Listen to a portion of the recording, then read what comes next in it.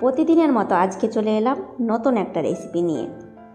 অনেক বাচ্চা আছে ডিম কলা খেতে একেবারে পছন্দ করে না, তাও আবার কলাগুলো একটু পেকে গেলে আর বাচ্চারা খেতে চায় না। তাই সেই কলা দিয়ে তোমরা মজার একটা নাস্তা বানিয়ে নিতে পারো আর বাচ্চারা মজা করে খাবে। হেলদি এই নাস্তার রেসিপিটা শুধু বাচ্চা নয়, বড়রাও ভীষণ পছন্দ করবে, এতটাই সুস্বাদু মজার হয়। আর একবার বানিয়ে খেলে তোমরা বারবার খেতে চাইবে। আর এই নাস্তাগুলো বানাতে বেশি উপকরণের প্রয়োজন পড়বে না, বাড়িতে থাকা উপকরণ দিয়ে খুব সহজে বানিয়ে নিতে পারবে।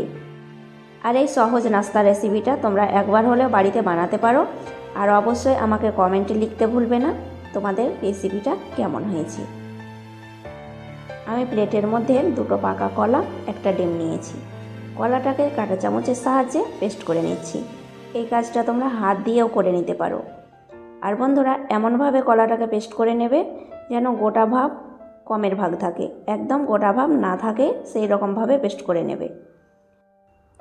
এবার নাস্তাটা আমি একটা ডিম দিয়ে বানাচ্ছি, তোমরা একটা ডিমের পরিবর্তে দুটো ডিমও অ্যাড করতে পারো। কলার সঙ্গে ডিমটাকে আমি ভালোভাবে বেশ কিছুক্ষণ সময় নিয়ে মিশিয়ে নেব। নতুন নতুন রেসিপি খাবার ইচ্ছে হলে তোমরা এই রেসিপিটা ট্রাই করতে পারো। এতটাই মজার হয় বন্ধুরা, আর এতটাই নরম তুলতুলে হয় যে 2 দিন পর্যন্ত নরম থাকবে।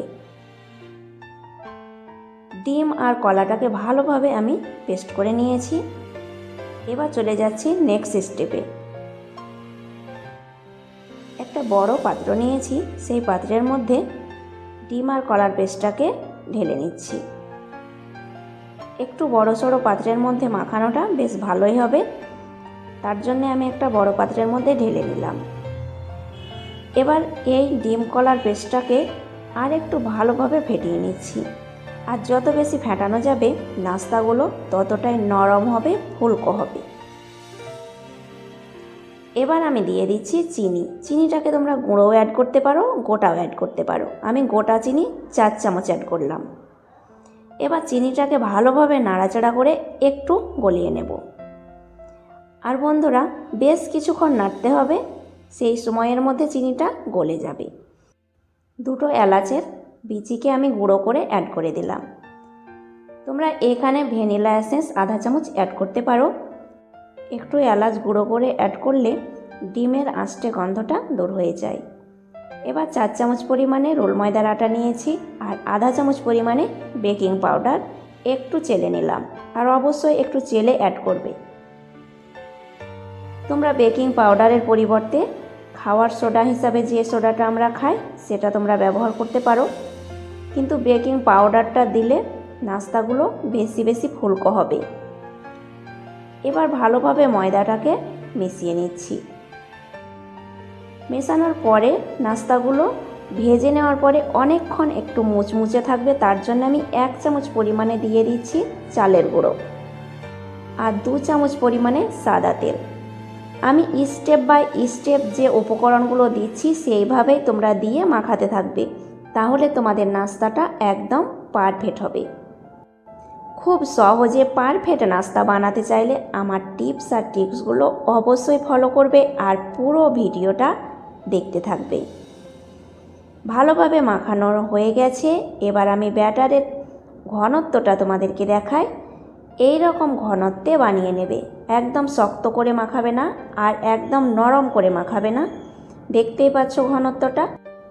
এবার নাস্তাগুলো বানিয়ে নেব। চুলোর মধ্যে একটা কড়াই বসিয়েছি, কড়াইয়ের মধ্যে দিয়ে দিচ্ছি সরষের তেল। তোমরা সরষের তেলের পরিবর্তে সাদা তেল দিয়েও নাস্তাটা বানাতে পারো। আঁচটাকে মাঝারিতে রেখে তেলটাকে ভালোভাবে গরম করে নেব। এবার বন্ধুরা, যে চামচের মধ্যে আমি নাস্তাটা বানাবো সেই চামচটাকে তেলের মধ্যে ডুবিয়ে রাখলাম। তেলটাকে একটু চেক করে নিলাম। বন্ধুরা দেখো, তেলটা ভালোভাবে গরম হয়ে গেছে। এবার আমি নাস্তাটা বানিয়ে নিচ্ছি। আমি ছোট চায়ের চামচে 1 চামচ পরিমাণে ব্যাটার যে চামচের মধ্যে নাস্তা বানাচ্ছি সেই চামচের মধ্যে দিয়ে এইভাবে তেলের মধ্যে একটু নাড়াতে থাকবো।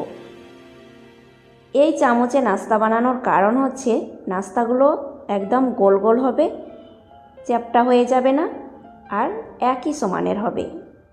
তোমরা এই রকম বাড়িতে চামচ না থাকলে এর থেকে একটু বড় সাইজের থাকলেও বানিয়ে নিতে পারো, কিন্তু নাস্তাগুলো শুধু একটু বড় হবে, স্বাদটা কিন্তু একই থাকবে। এইভাবে আমি 1 চামচ করে ব্যাটার দেব আর একটু চামচটাকে নাড়াতে থাকবো। দেখবে খুব সুন্দরভাবে চামচ থেকে ছেড়ে গেছে নাস্তাগুলো।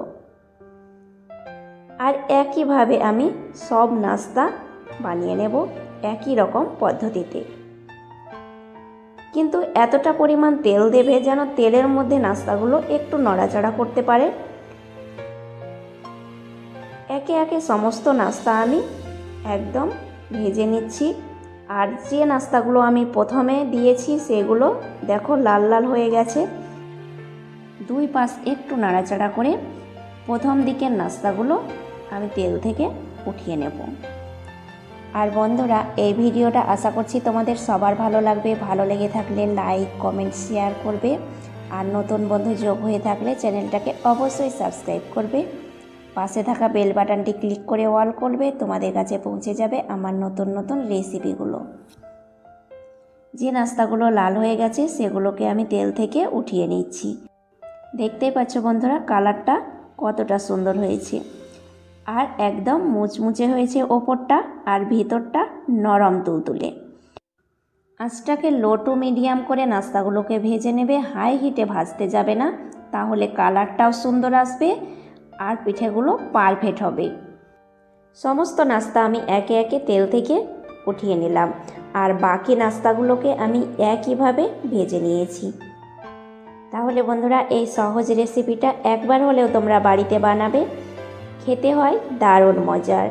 আমি একটা নাস্তা ভেঙে দেখাচ্ছি ভিতরটা কতটা সুন্দর হয়েছে, একদম নরম তুলতুলে হয়েছে।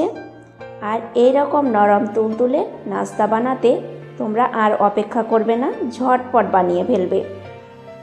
আর বন্ধুরা, এই নরম তুলতুলে নাস্তাগুলো যাকে বানিয়ে খাওয়াবে আবার তোমাকে রিকোয়েস্ট করবে বানানোর জন্যে, এতটাই মজার হয়।